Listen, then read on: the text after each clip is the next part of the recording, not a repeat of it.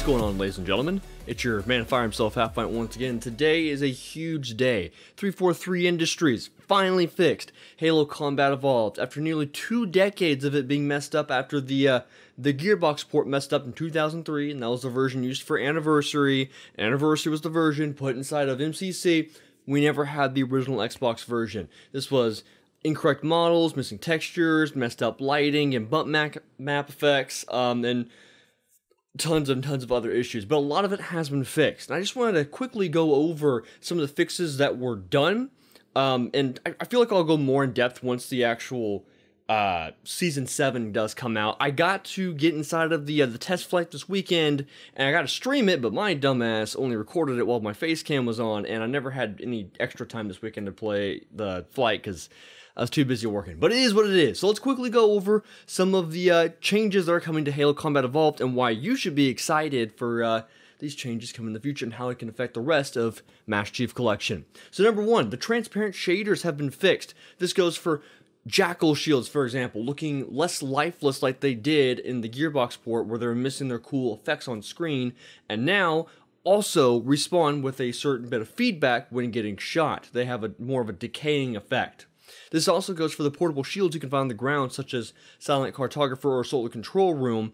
Shooting these with any plasma weapons will now give them the decaying effect. Energy effects on elites are now back once again, which is awesome to see them back to the way they were. And lighting overall is improved. You can mostly see this with cutscenes of Cortana, looking substantially better than they did before. She's not nearly as dim and dark as she was in the current retail version of the game. The missing fog effect inside of Solar Control Room is also fixed, which is absolutely awesome that you can look up and not just see a blank white sky anymore, but it actually looks a bit more realistic seeing fog in front of the white sky, so it's a bit more natural to look at in the way it was intended on the original Xbox version, the way it was created.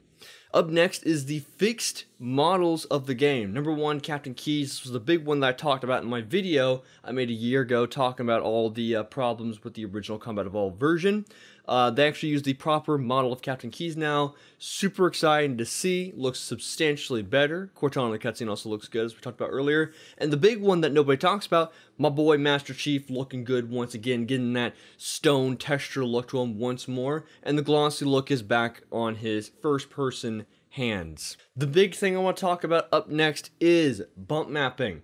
The big problem with Combat Evolved and why it looks so lifeless and dull was because of the bump mapping. You can look at this example in Silent Cartographer where the floor looks a lot more lifeless in the retail version compared to the original Xbox version right here looking substantially better. Now these are little things that you might not pick up on, but when it gets applied to all the textures in the game, it substantially improves the look of the game overall and makes it look just that much better the way it looked back in 2001. This game looked amazing back in 2001. And the Flood once again glow. Just like Cortana, that also changes colors in Assault in the Control Room and Two Betrayals once again. So 343 really went out to get this thing fixed, and the reason why I was so passionate and angry about that video I made a year ago is because I didn't think any of this was going to be fixed, and I'm glad to see that they took the time to go in and actually fix these features. This is actually awesome to see, and I'm super happy they took the time to do this. Again, this was a test flight,